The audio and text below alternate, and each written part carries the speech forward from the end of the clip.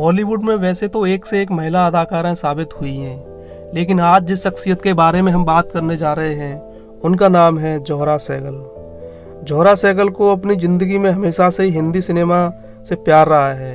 वो एक ऐसी अभिनेत्री थी जो अपनी जिंदा दिली से कभी बूढ़ी नहीं हो पाई। जोहरा सहगल का जन्म 27 अप्रैल 1912 को रामपुर रियासत के एक नवाबी खानदान में हुआ था। उनका पूरा नाम था साहिबजादी जोहरा मुमताजुल्लाह खान बेगम। जोहरा सहगल बचपन से ही काफ़ी शरारती थीं। हालांकि बचपन से ही उनकी ज़िंदगी काफ़ी संघर्षों से भरी रही थी। छोटी ही उम्र में उनका माँ का निधन हो गया था। उनकी माँ चाहती थी कि जोहरा सहगल पाकिस्तान के लाहौर जाकर पढ़ें। माँ की बात रखने के लिए जोहरा सहगल अपनी बहन को साथ लेकर पाकिस्तान चली गईं, जहाँ उन्होंने क्वीन मैरी कॉलेज में दाखिला ले लिया था।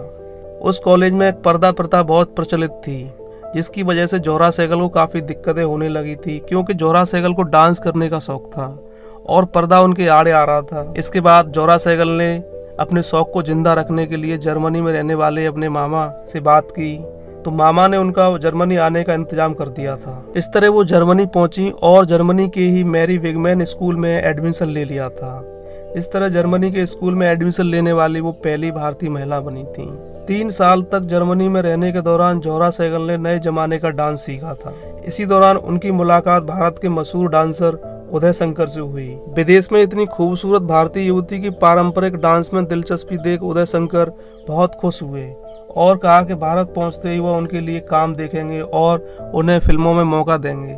इसके बाद साल 1935 में जोहरा सहगल ने उदय शंकर को जापान में ज्वाइन कर लिया था। जापान के बाद मिस्र, यूरोप और अमेरिका होते हुए जोहरा ने उदय शंकर के साथ खूब दुनिया देखी। वापस भारत लौटकर जोहरा सहगल ने उदय शंकर के साथ अल्मोड़ा स्थित एक स्कूल में पढ़ाना शुरू कर दिया था।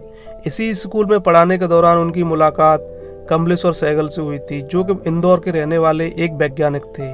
कमलेश सहगल को पेंटिंग और भारतीय डांस का भी शौक था। जोहरा और कमलेश्वर ने शादी कर ली थी।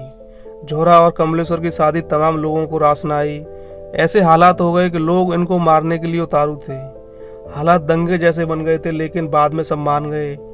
हिंदुस्तान के बंटवारे की आग इनके घर तक भी पहुंच आई थी। दोनों लाहौर पहुंचे और इन्होंने यहीं डांस इंस्टीट्यूट खोल लिया था।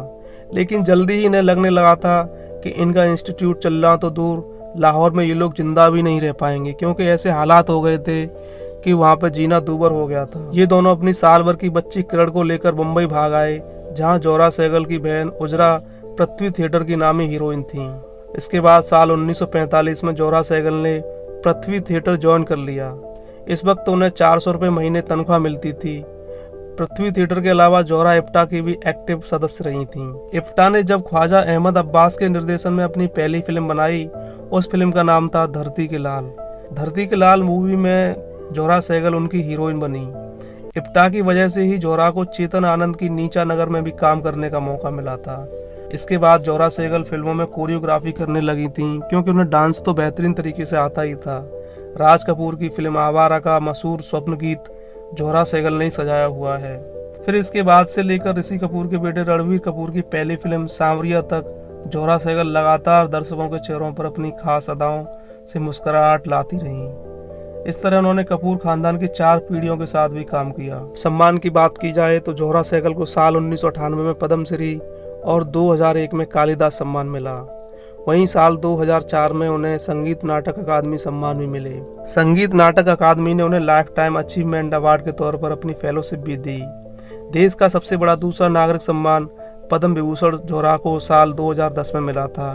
पद्म विभूषण पुरस्कार के 4 साल बाद यानी 2014 में उन्हें भयंकर तरीके से दिल का दौरा पड़ा और 102 साल की उम्र में उन्होंने इस दुनिया को अलविदा कह दिया। दोस्तों, ये थी जोहरा सहगल, जिन्होंने अपनी जिंदगी को जिंदा दिली से जिया और ऐसे ऐसे रोल निभाए जिन्हें लोग आज भी याद रखते हैं।